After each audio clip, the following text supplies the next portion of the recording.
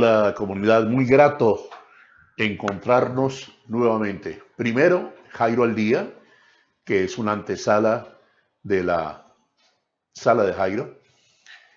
Y después, conversar también sobre los temas de psicología hoy.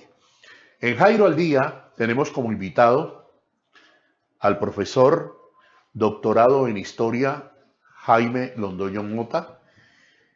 Él y yo somos aficionados del fútbol. El profesor Jaime está haciendo una investigación muy interesante sobre el otro fútbol, colectivos que se mueven no en el fútbol mercantil, sino en el fútbol de barriada, de calle, fútbol de las barras, el otro fútbol.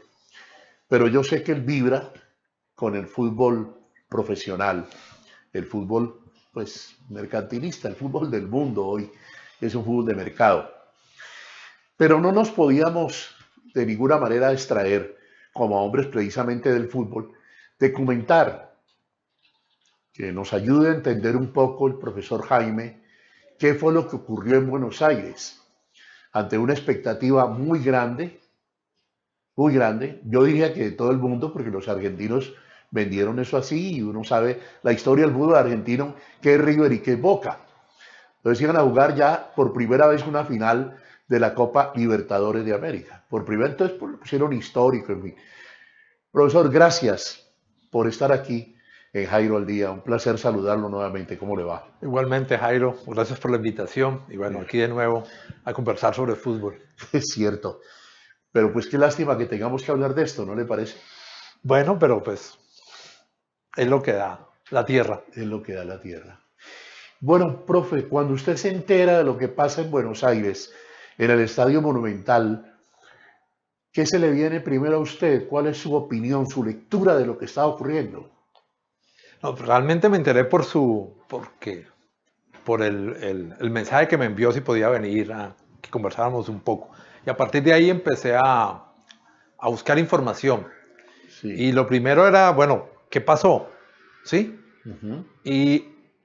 Pero el qué pasó era cómo podemos encontrar elementos que nos permitan comprender, interpretar lo que sucedió, salir rápidamente de hacer afirmaciones, proposiciones, calificar el evento y qué sucedió en el Estadio de Buenos Aires. Entonces, en el Monumental, empecé a ver los diferentes noticieros, a buscar prensa y bueno, y armar todo un poco el cuadro pues, para poderlo interpretar. Claro. ¿Y la primera interpretación cuál es? Porque me imagino que eso tiene varias lecturas. La primera, la que a usted más le sorprende, o que diga, sí, la que más le sorprende. Lo que más me sorprendió, el operativo.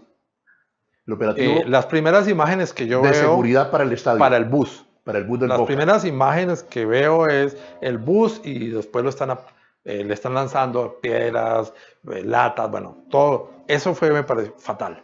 ¿Qué pasó con el operativo? ¿Sí? Y a partir de allí, bueno, ¿cómo son los operativos normalmente y qué características tuvo este operativo?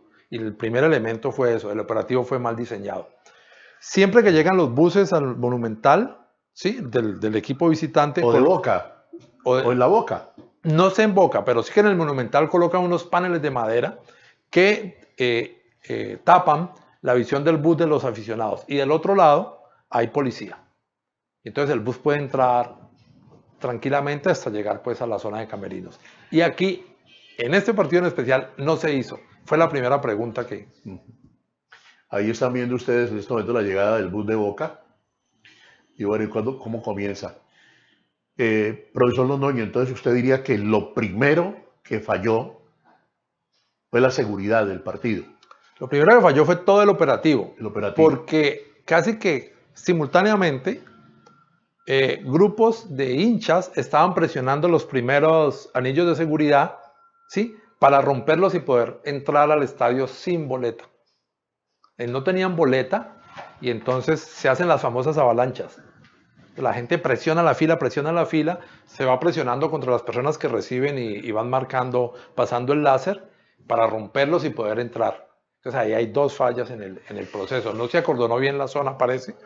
Y dos, se presionó. Entonces la policía empezó a controlar, digamos, estas problemáticas y eso implicó el uso de gases, bueno, todo lo que es el tipo de dispositivos que utiliza la policía y se cruzó con lo del bus. Entonces ahí hay un fallo garrafal en el dispositivo del estadio ese día, para un partido de esta importancia, de esta naturaleza.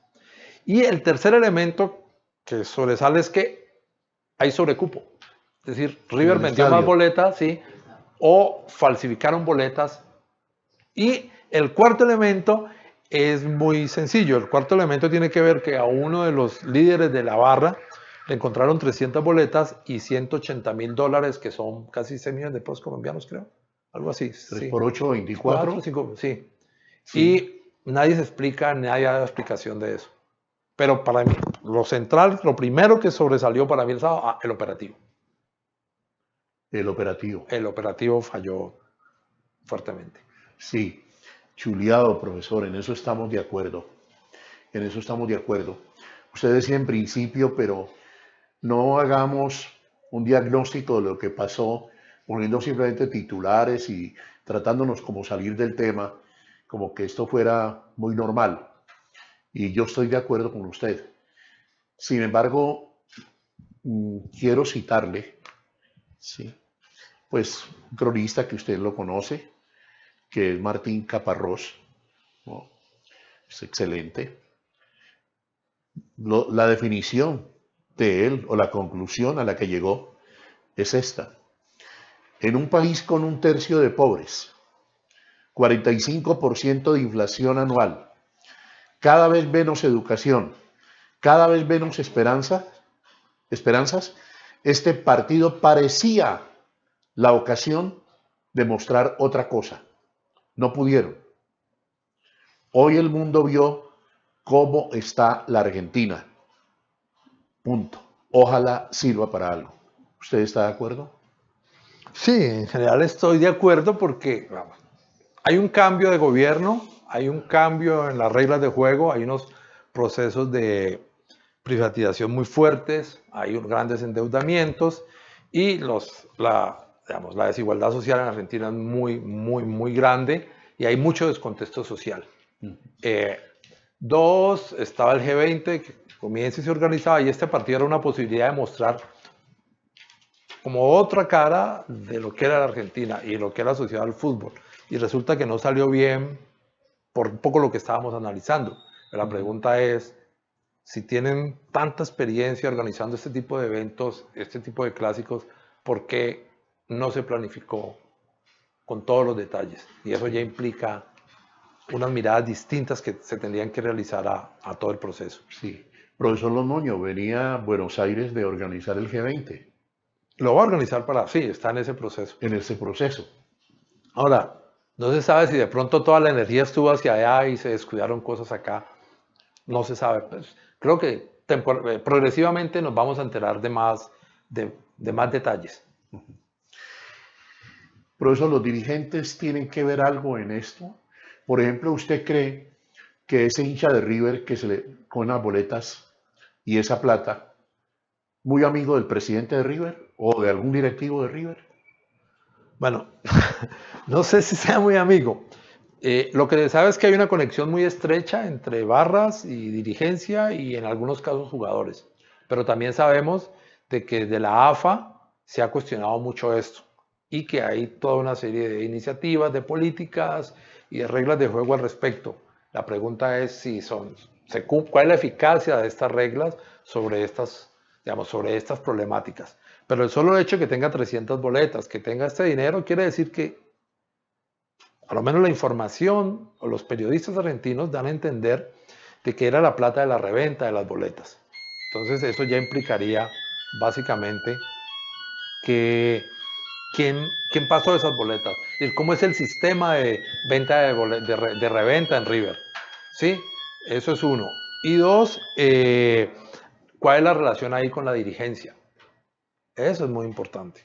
Pero que la hay, la hay. Lo que pasa es que siempre se ha registrado, siempre se ha aceptado, siempre se ha cuestionado, siempre se ha criticado, pero nunca se ha entrado a solucionar ese problema de fondo. Sí. Profesor Londoño, me quiero apoyar en un columnista, su columna llama Pizarrón, de Víctor Diosabá Rojas, hoy en el periódico El País, un clásico de los nuestros. Debía sentir vergüenza ajena, pero es propia. Al fin y al cabo el fútbol es uno solo, o es lo que creemos, y cuando un River versus Boca termina en lo que terminó el sábado, entre paréntesis, ni siquiera el partido, sino apenas el previo, hay que entrar a preguntarse si no estamos equivocados de afición, o si esto que comenzó siendo un deporte ha terminado en convertirse en un espejo gigante de la sociedad en que vivimos. Bueno, el fútbol siempre es un reflejo en gran medida de la sociedad. Y el otro punto aquí que es interesante de ese comentario es que no hay un hincha homogéneo en los estadios. Los hinchas son muy diversos. Es más, si se programa, si los hinchas de River son muy diversos y los hinchas de todos los equipos son muy diversos. Y los asistentes, los hinchas que asisten a todos los partidos siempre también son muy cambiantes. Un hincha puede ir a una popular, puede ir a la barra y en otro partido puede estar en otra tribuna. Puede asumir de acuerdo a las características del partido ciertos comportamientos. Hay una extraña idea de que el hincha es una persona que va, a lo menos en el fútbol contemporáneo, y esto es un punto importante, se cree que el hincha compra la boleta, va y se sienta y consume el espectáculo. Y eso se da en gran medida en algunas ligas europeas y en algunos eventos de la Champions. Pero en América Latina no. Los hinchas, como en Europa, son muy diversos y tienen diferentes prácticas dentro del estadio. Yo creo que eso hay que reconocerlo para poder entender efectivamente este fenómeno.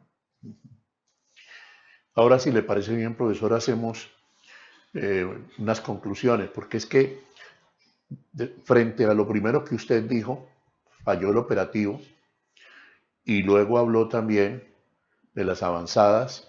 Estamos todavía hablando del operativo, porque eso es parte del operativo. Entonces veo como el operativo como algo supremamente fundamental, que falló, fundamental, frente a otras cosas. Pero bueno, sigamos con esta columna. Y es que mientras pasaban esas largas horas que transcurrieron entre el apedreamiento al bus en que viajaba la delegación de Boca Juniors y la decisión de aplazar el partido, comenzaron a aparecer esas inquietudes a las que a veces les damos la espalda. La primera y quizá la más importante es ¿hasta dónde va esa condición intocable que el fútbol ha alcanzado en nuestros tiempos? Yo creo que el fútbol no es intocable, es muy... Pero profesor, usted sabe que la FIFA es un Estado. Bueno, pero es que ahí hay otro punto que no tocamos con la dirigencia, el papel de Infantino. Porque Infantino presionó que el partido se realizara. Sí. Y se presionó que el partido se realizara básicamente porque era un espectáculo vendido. Y no podía quedar, digamos, el punto en la pared de que no se realizó el partido. Y Domínguez también es presionado, el director de el presidente de Conmebol también exige la realización del partido. Es más, el médico de la Conmebol considera que los jugadores de Boca están en condiciones de disputar el partido. ¿Sí? Hay una presión. Entonces, una cosa, y aquí creo que hay otro punto, una cosa son las dirigencias locales, las dirigencias de Boca, de River, ¿sí? Otra cosa son las dirigencias nacionales, AFA, en nuestro caso DIMAYOR y la federación. Y otra cosa son la dirigencia internacional. Y FIFA en particular, desde que llegó Joao Avalanche en los 70, dijo, traigo un producto que se llama fútbol. Y con todo el desarrollo de los medios, el fútbol ha crecido. ¿Sí? Para la FIFA lo fundamental es un espectáculo que se juegue sin ningún tipo de interrupción. ¿Sí? Y lo segundo, donde el espectador, como te hablaba ahora, simplemente consuma, no estamos hablando de hinchas. O hablamos no de hinchas organizados en barras, sino de hinchas uniformizados, van con su uniforme y consumen. Termina el partido y se va. La presión de este tipo de dirigencia internacional es a un fútbol muy limpio, donde no hay barras, donde el hincha simplemente consume lo del estadio, la boleta, las camisetas, todo esto, paga derechos de televisión. Pero digamos que ese estereotipo, ese hincha se ha desbordado, ya es otro tipo de hincha. Yo creo que una cosa es el hincha de la Premier, el hincha de la Champions, sí, de ciertos partidos, de ciertos equipos, y otra cosa es un poco en América, sin decir que nosotros estemos desbordados. Esto fue un caso emblemático, ¿sí? Y no podemos decir la hinchada de River, ¿sí? En el estadio estaban 60.000 personas esperando que el partido se realizara. ¿Cuántos llevaron? ¿Cuántos fueron los hinchas que apedrearon el bus? ¿Por qué lo apedrearon? ¿Qué pasó con el operativo de seguridad? Creo que esas son las preguntas para poder comprender qué fue lo que sucedió, porque si no cae, fue la hinchada, fue la barra, entonces se homogeniza. Ni siquiera las barras son homogenizadas. Sí. Pero, profesor, yo en lo que vi en el estadio, 5 o 6 horas, el estadio full, monumental, adentro del estadio yo no vi que haya pasado nada. No, no pasó nada. La gente, entonces yo digo, la gente con pasión y con paciencia esperó 6 horas en el estadio. ¿Quién sabe cuántas llevaba antes de haber ingresado al estadio? No pasó nada. Eso es lo que yo considero que hay que destacar también. Que a pesar de que la gente estaba dando cuenta que estaban apedreando el bus de Boca y lo que estaban transmitiendo los medios, la gente se quedó ahí, esperando. Pero ese es el punto de partida. Es decir, las hinchadas no son uniformes, son muy diversas. Solo comenzando con los precios de la boletería, Ajá. con la manera como se organizan para ir al estadio. ¿Sí? Y el fenómeno específico de ciertos niveles, ciertos grupos de las barras, ni siquiera lo que llaman barras bravas, que no es de estas hinchadas organizadas. Piense en una persona que lleva 20 años en la barra y piense en un adolescente de 14, 15 años que está comenzando a ir a la barra y tiene la adrenalina. Sí, igual son muy diversas. Yo creo que lo que hay que rescatar acá es que la hinchada de River no es violenta, ¿sí? No es violenta, o que hay que saber comprender efectivamente lo que son las violencias en el fútbol y lo que son las formas de hinchar en el fútbol y cómo efectivamente hubo un error en el operativo que permitió que ciertos sectores, al parecer, todavía no se ha investigado totalmente, de la barra, descontentos por algún motivo o por alguna razón, planificaron, aprovecharon esto. Ahora, la pregunta es, si están los paneles, ellos, la barra, no. a ver, claro, pero la pregunta... Como usted los pinta, el partido ya sabíamos que era el campeón para mí, ya se hubiera jugado tranquilamente. Claro, sí. Falló el operativo. Claro, pero ¿cuál es la relación falla el operativo barra? Porque el bus pasó en una pequeña curva antes del estado y ahí comienzan, inclusive la policía ve la barra y se detiene. El conductor del bus o alguien que iba en el bus le dijo, pitó, le dio señal como que acelerara. El tipo dice, ya aquí me di cuenta que no había nada. Y ahí comenzó Y adelante, después de quiebran los vidrios, ¿sí? Cae el gas pimienta y después se revuelve con los gases utilizados por la policía en toda la vaina antidisturbios. La pregunta es, si están los paneles, yo puedo como barra, como barrista, planificar ese operativo, sí. ¿Lo puedo llevar a cabo o no? ¿Existe una conexión es la pregunta que yo me hago, entre que falle el operativo y lo que estaba planeado?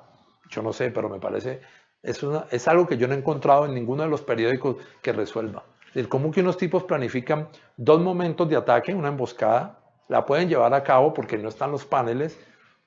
Si los paneles están, ¿qué hubiesen hecho ellos? ¿Esperar, irse? Ahí hay una pregunta compleja que hay que resolver. Muy bien, entonces prosigo para terminar este párrafo. Dice, no lo digo solo por el famoso blindaje, aquel que impide cualquier intromisión de los estados en las federaciones afiliados a la FIFA. Como la del sábado, pintan de pies a cabeza los alcances del poder dirigencial sobre las instituciones mismas. Sí, de acuerdo. Yo creo que falta fortaleza en las instituciones. Falta una FIFA legítima que no reduzca el fútbol simplemente a un comercio de derechos de televisión que da mucho dinero. Falta una dirigencia, la dirigencia sudamericana está en crisis de todos estos escándalos de que todos están detenidos. Todos están detenidos. Y las dirigencias nacionales. ¿Qué es lo que yo veo para el caso de América Latina, para el caso que se quieren montar, diseñar este tipo de fútbol más mercantilista o más de consumo, pero no hay unos jugadores preparados en América Latina, no hay una dirigencia, no hay árbitros, la prensa que montó toda esta súper idea de que era la final del mundo cuando no lo era un partido más, pero también se tiene que pegar la pela, ¿sí? Profesor, perdón, una capite. No, pero venga, creo que hay... No, escúchame una capite, por favor. Profesor, yo hace muchos años fui a Buenos Aires por primera vez. Y desde ese momento sentí, mejor dicho, me impacté de la cultura futbolística que tienen. Amén de cualquier cotidianidad. El fútbol para ellos es cotidiano, es una pasión. Pero de cualquier cosa, los argentinos con su gesto, con su gran condición de europeos, digámoslo así, ellos miran por encima del hombro, ¿no? Entonces, lo que quiero significar es lo siguiente. Siempre el argentino, y vamos a hablar concretamente de los medios, habla en esa forma, profesor, siempre, parte de su cultura. A mí no me sorprendió que lo titularan la final del mundo. Así no lo fuera. Para ellos era la final del mundo. ¿Qué significa para un Barra que considera que su equipo tiene que quedar campeón de la final del mundo sobre cualquier... Y estamos, antes de comenzar el programa hablábamos de, bueno, cómo se desliza en los medios internacionales, en estas cadenas, el ser hincha de Boca o de River. ¿Qué pasa con los medios que no son internacionales? ¿Y cómo se vive ahí el periodista que es hincha? El periodista Barra, porque es hincha, ¿sí? ¿Y qué mensaje transmite? Y a la vez, pues que mi equipo va a ser campeón del mundo. Una cosa por encima. Los medios tienen su culpa. Tienen, no como culpa, tienen una responsabilidad que tienen que repensarse, porque esto es emblemático. Ahora se va a endurecer todo el proceso sobre los estadios, sobre las barras, sobre el fútbol internacional. La Conmebol, por ejemplo, no permite trapos, no permite ciertas cosas dentro de la... Di Mayor ya lo acepta. ¿Se acuerda, y usted conoce esto, que las barras clásicas del Cali salían con su bandera y hacían el desfile, claro, ¿no? Claro. Ahora lo quitaron. ¿Por qué lo quitaron? Porque Di Mayor dijo que en el terreno no podía existir nadie, y era una cosa emblemática de ellos, que le daba... ¿sí? Entonces, este partido es emblemático porque va... Y en ese sentido yo creo que todo el mundo se tiene que pegar un poco la pela. Los dirigentes en general del fútbol sudamericano tienen que pensar, bueno, ¿qué está sucediendo en su relación club-hinchada? Pero los periodistas también, pero también los jugadores. Ahí creo que hay un elemento muy, muy importante para pensar. Profesor, sin embargo, allí también queda algo que hay que comentar. ¿Cómo es posible que a un partido de estos no se le tome la medida de lo que puede ocurrir en una multitud, además con pasión y desenfrenada, casi esquizofrénica? El operativo. No, yo creo que la medida está, yo creo que se conocen esas medidas. Eso se conoce. La pregunta sigue siendo, ¿qué pasó? Se tomaron las medidas que se daban, porque el operativo estaba. Pero la pregunta viene por otro lado. Ajá. ¿Por qué la gente, o por qué las hinchadas, y por qué ciertos hinchas asumieron llegó la violencia de esta manera al fútbol? Esa es una pregunta más. Porque ahora todo el mundo anda en este mundo contemporáneo de la diversidad y el reconocimiento, es cuando menos la gente se reconoce. Y el fútbol es un excelente... Excelente para reconocerse. Sí, pero también es excelente para no reconocerse. Y entre más ruido hay sobre esto, más hablan los medios, los académicos, todo esto, menos hay reconocimiento. Y claro, el fútbol en Buenos Aires es distinto a la manera como lo vimos acá, la misma estructura del fútbol argentino. En eso estamos de acuerdo, o brasileños, todos tienen sus particularidades, pero llegamos en estas coyunturas a ver y a mí creo que los clubes están muy ocupados de su negocio y de cierta parte institucional, pero los clubes deben volver, y tiene que ser una tarea prioritaria, a formar hinchadas. Pero el hincha es, hay una famosa frase de un director técnico de Liverpool, que más o menos es, si no me apoyas cuando empato o pierdo, no me apoyas cuando gano. Pero no recuerdo el director técnico. Y en ese sentido, las hinchadas, ya sean, sobre todo la hinchada, el de uniforme, el que no tiene barra, y aún las barras se han vuelto muy triunfalistas. Y se ha perdido que en el fútbol solo quedará uno campeón y los resultados son muy inciertos. ¿Sí? Y en esa dirección creo que los clubes tienen que asumir la tarea de formar de nuevo hinchada. Y eso es una tarea de largo plazo. Y hinchada no es ni la boleta, ni no. Hinchada por un equipo con respeto y con ciertas cosas. Creo que ahí hay un elemento clave que se debe recuperar. Ajá. Y eso contempla a la FIFA, a Conmebol, a la AFA, bueno, a toda, a la prensa. Profesor, de Víctor Yusabá dice, ¿cuál es el verdadero afán de unos señores reunidos en un recinto cerrado, entre ellos los presidentes de ambos clubes, el máximo titular de la Confederación Sudamericana de Fútbol y el todopoderoso Gianni Infantini, ¿no? Es bueno, nuevo amo y señor de la FIFA? ¿Cuál es la razón para que eso hubiera sido como un cónclave allá encerrados? Se tenía que tomar una decisión de fondo y compleja. Tenían un estadio lleno, a las afueras del estadio, y siguiendo, yo estaba simplemente rotando por las cadenas internacionales y una de ellas presentaba lo que sucedía fuera del estadio y era enfrentamiento muy fuerte con la policía, y después cuando la gente empieza a desconcentrar, a salir del estadio, se le están robando las boletas. Ahí hay mucho ruido, las famosas corridas que ellos llaman. Ajá. ¿Sí? Entonces, bajo esa condición, ¿qué hacer con el partido? Porque había muchas cosas de fondo acá.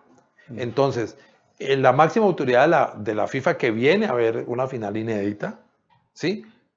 Donde la Conmebol está buscando tener más presencia en la FIFA, y por lo tanto la AFA también, en Conmebol y esto. Entonces, tienen que negociar esto. Y lo que he leído por prensa es que el presidente de la FIFA dice, el partido tiene que jugar. Y lo jugamos, están listos. Por eso el médico de Conmebol dijo, los jugadores están disponibles, no tienen nada, así no se hubiera hecho el examen oftalmológico del capitán de Boca. Comenzaron a jugar otros intereses claro, pero la presión aquí era básicamente el fútbol que usted llamó al principio del programa mercantilista. Hay derechos de televisión, es más, alguien Ruggeri, en uno de los programas dijo, ¿cuándo se determina que el partido no se hace? Cuando las transmisiones de televisión ya cerraban, es decir, el partido se habían cerrado, ¿sí? Ya había que ir a otro programa, ahí se da. Entonces lo que se impone inicialmente son derechos vendidos, se tiene que hacer el partido, pero la misma gravedad del suceso implica de que no se puede llevar, y después empiezan, firman un pacto de caballeros y Boca inmediatamente se llamaron al otro lado y están disputándolo ahí, sí. Pero es básicamente hay un negocio y se tiene que hacer el partido. Y eso ese partido no se podía jugar. Profesor, yo estoy de acuerdo con Víctor que en el fondo, en su titular, un clásico de los nuestros, quiere decir, es muy difícil aseverar lo que le voy a decir, pero es más o menos para ubicar a la comunidad y como para que estemos en conocimiento y pendientes. Profesor Londoño, ¿no es lo mismo la violencia allá y acá, en el fútbol? ¿La misma violencia? Sí, no. Digamos, los enfrentamientos entre barras se dan, pero acá ha disminuido. Hay dos cosas que no tenemos. No existe en Colombia un observatorio sobre violencia en el fútbol. No hay estadísticas sobre la violencia en el fútbol.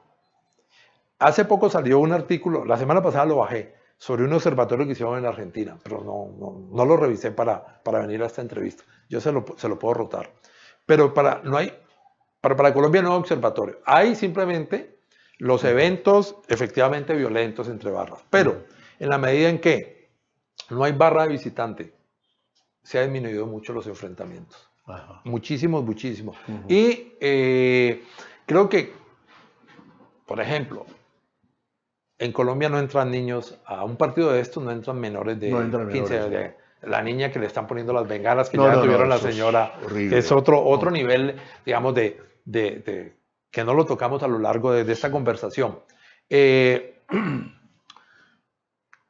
Aquí las características son otras, ¿sí? Y creo que no podemos decir, ni estamos ni cerca ni lejos. Esto se puede presentar en cualquier momento a cierto nivel. No estamos. Simplemente y es emblemático este caso, es porque está diciendo, ojo, que hay ciertos aspectos, desde los mínimos de un operativo policial hasta cosas más profundas de la organización del fútbol, que tienen que ser revisadas. Y entre los operativos, estoy casi seguro de que la policía colombiana, como la policía argentina, no tiene personal preparado para manejo del estadio. Simplemente son los que están de turno, o es el SMAT, o es el que fuera, y van y hacen los operativos. Creo que necesita escalar, digamos, pensarse, a partir de este caso emblemático, mejor esa relación. Lo mismo los equipos. Todo, es decir, todos los actores del fútbol se tienen que pensar muy fuertemente incluyendo los medios. Todos, jugadores, directivos, medios, hinchas, todo, porque sucedió en Argentina y es monumental, sí, fracaso o frustración.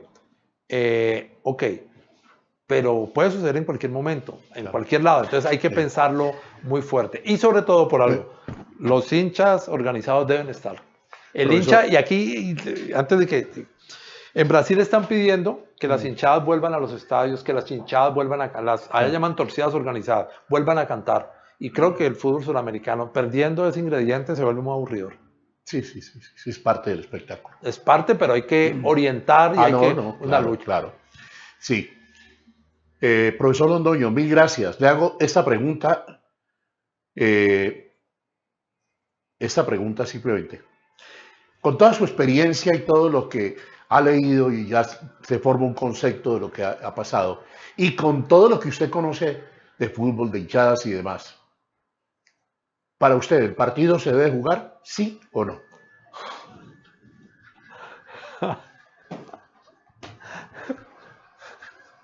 A ver, en términos de reglamentos, sí. No. ¿Por qué, profesor? Un poco ese es el dilema. Un poco, ¿qué sucedió en el partido Boca-River anteriormente?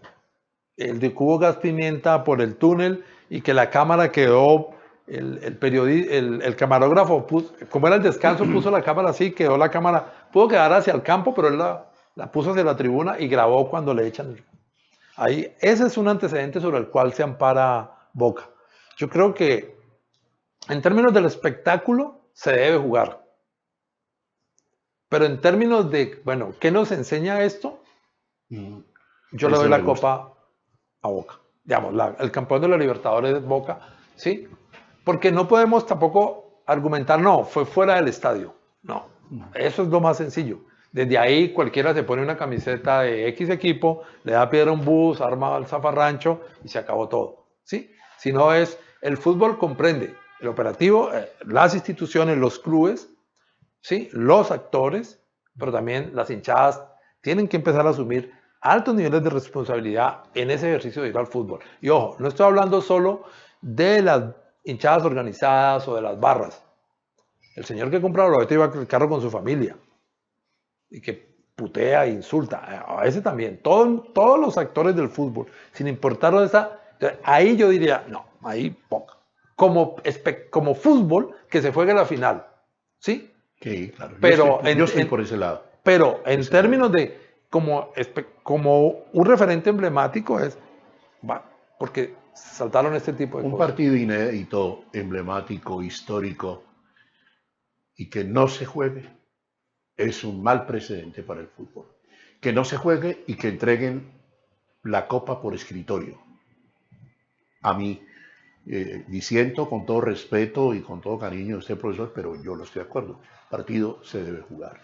Es imposible que esa violencia de 30, de 40, le pueda ganar a todo un operativo. Y le pueda ganar a la gente que 60.000 o 70.000 espectadores Estuvieron 6 horas esperando en el estadio a que el partido se jugara. Allí no pasó nada. La pregunta que yo me hago es si esos 15, 30, 40, 50. los que fueron, están tan sueltos, sin relación con la policía, con medios, con clubes.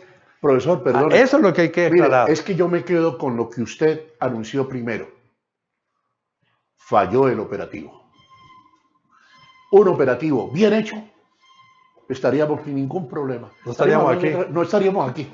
Gracias, profesor. Gracias, Jairo. Muy amable. El profesor Jaime Londoño Mota de ICESI, doctorado en Historia, un hombre que le gusta mucho el fútbol. Pues yo dije, este es el momento también para invitarlo. Lo hemos invitado por una investigación que va muy adelantada, ¿no?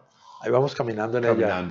De la que queremos participar aquí en la sala de Jairo al Día, sobre el otro fútbol, no de este que estamos hablando, otro fútbol que lo hay, ¿no?